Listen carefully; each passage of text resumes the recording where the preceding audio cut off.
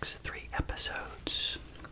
Episode 39, which is today, where we're going to be moving into 2016, when I turned 50 years old. I know that's really old, isn't it? Most of you are probably in your 20s or 30s. But guess what? One day, you'll be as old and hopefully as wise with money as I think that I am. But until then, enjoy your younger years. We're also going to be talking through episode 40 today and 41, which will be Friday, where I'm going to show you the money, because I'll be giving you my end of year balances, or my end of year balance at the end of 2016. As far as a trigger of the week, you know, I do like water triggers, which is why I start many of my episodes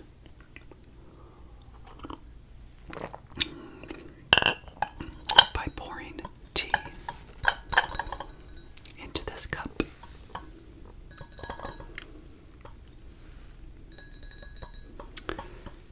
Well, for one thing, because I want you to relax at the end of a long day.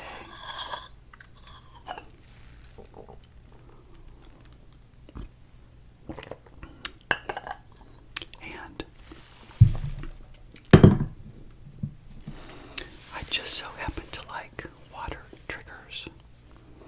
So many of you have probably come to my channel because you like ASMR, and having it be based on money and documenting my journey from broke to brilliant might be an added bonus for you. Others of you may have come to my channel because you like the money aspect of it. But regardless, I am so glad that you are here. So, I haven't done a water bottle trigger before, but I do have this water bottle.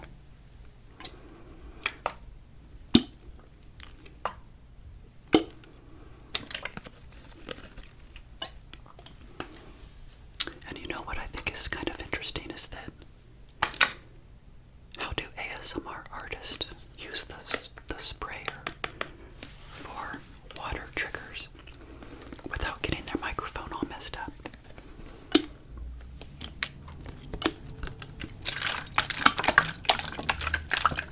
I'm not really sure how to do that, so as we move forward, I'll probably figure it out.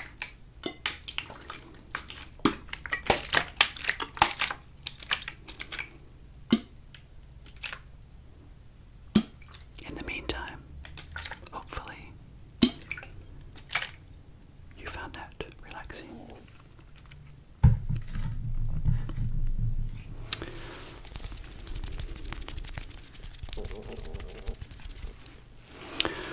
Okay, so moving on to 2016, now that you are all nice and relaxed.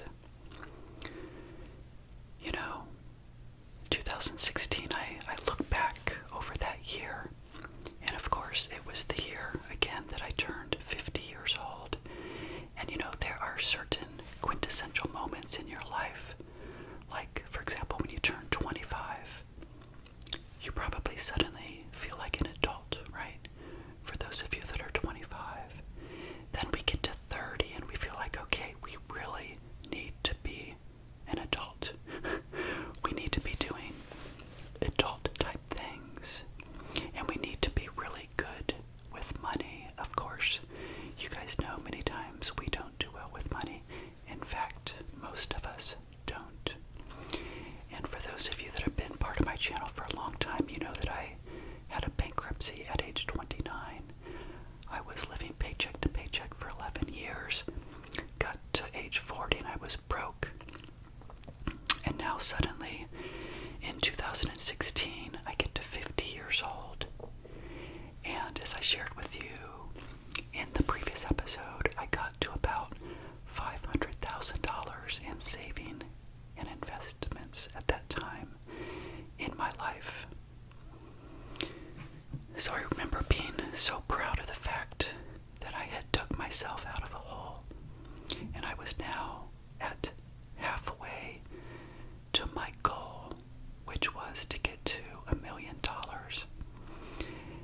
And many of you may know, if you've been a part of my channel, I actually got to 1.5 million in a net worth as it stands right now in 2024, and that consists of 1.3 million in saving and investing and 200,000 in the value of this condo that you're looking at right here. And you know, of course, Friday, episode 41, I'll give you the details of the money.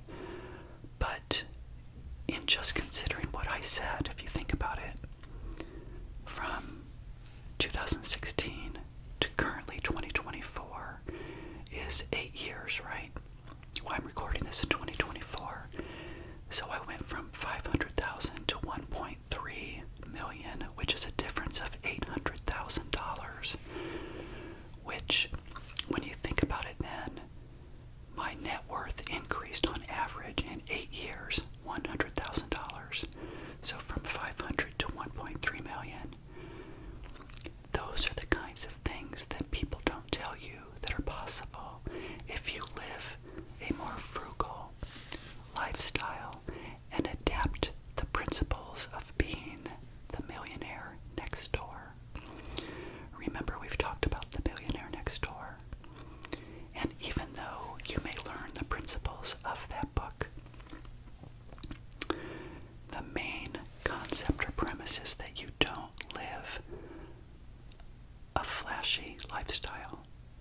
You don't want to look like you have a lot of money, because unless you have like 20, 30, 40 million, then maybe you're rich, right?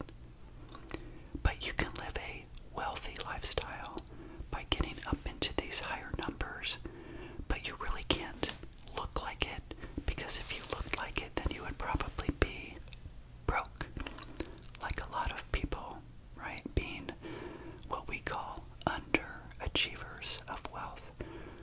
And you don't want to be an underachiever of wealth, do you? Do you guys remember what you want to be? If I were to ask you that question,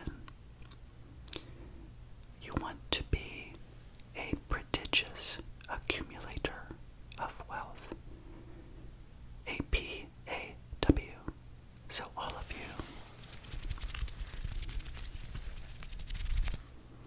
should try to become prodigious accumulators of wealth. So to get to the content of today's episode, I titled it, How Can You Catch Up If You Feel You're Behind with Saving Money?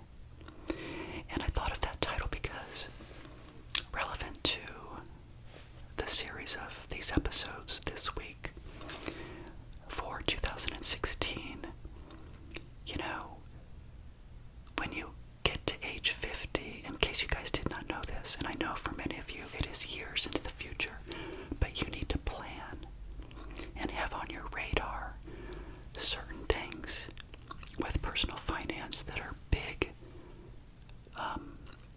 milestones in your investing career. And one of them is at age 50, because that's when you can do catch-up contributions into your investment accounts. So in 2016, I was able, because I had wiggle room in my budget, to put more money into and max out the total dollar amounts in my 401k and my Roth. And again, I'm going to be sharing those details with you in 2 more episodes, which is episode number 41.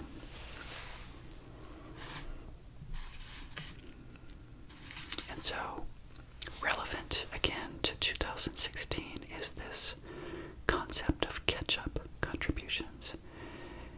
You know, there's other milestones which I'll just share with you real quick because I think it's important to talk about. And then we'll think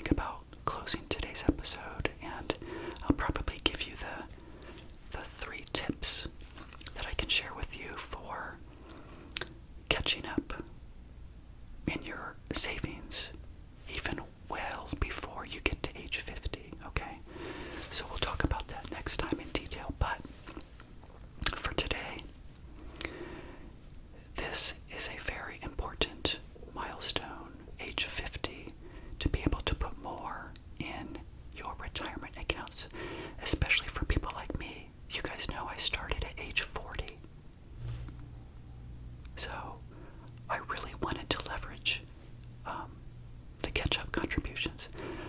I'll circle back to that in a minute, but the other things in your future, there's two things that come up, and this is much, much later.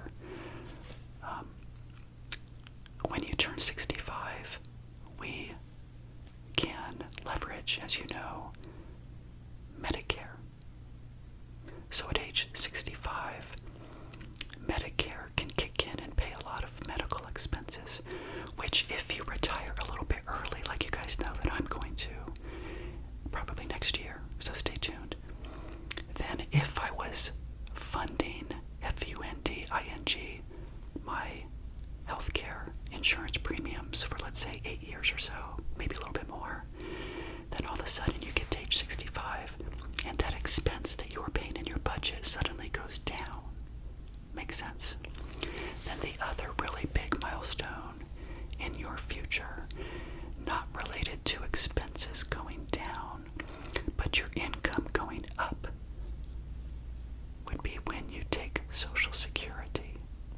Whether it be early or later, it still is a huge offset in the amount of money that you have coming in, almost like a pension, to offset what you might be pulling from your investments.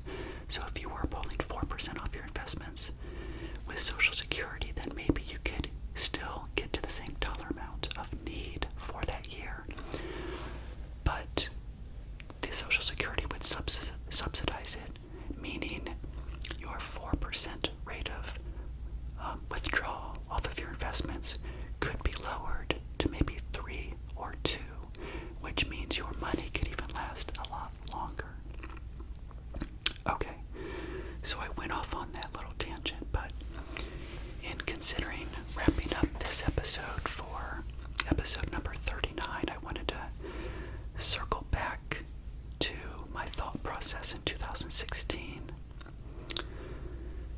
So, I may have shared with you guys before, remember on the Susie Orman show, the How Am I Doing segment in 2012, I was already on my way of paying off my mortgage. Remember that? I was sinking $600 a month into paying off the mortgage on this condo because I told her I wanted it to be paid off in 4 more years when I turned 50 years old, which was 2016.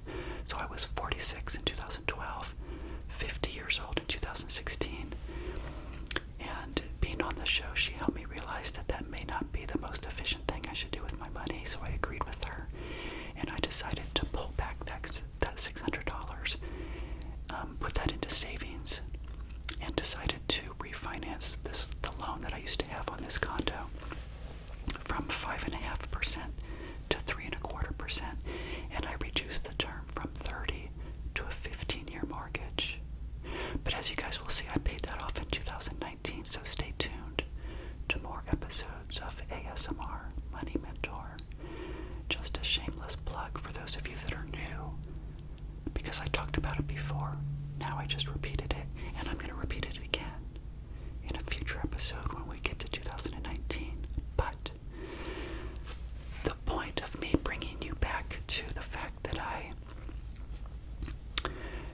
decided to not pay down the mortgage was because I wanted to, I'm not sure why I brought you back to that. Oh my goodness, I'm getting old. Why was I circling back to that? When I lose my train of thought, I do finger flutters. I think I was just going to bring us back because it was significant in, 2016, because next time we're going to talk about catching up if you feel like you're behind, even if you're in your 20s or 30s. So I have some tips for you, but just know that as you get older, you need to position yourself with your money in your budget so that when you do get to age 50, you can leverage that huge opportunity to put more of your money into these investment vehicles that are government sponsored.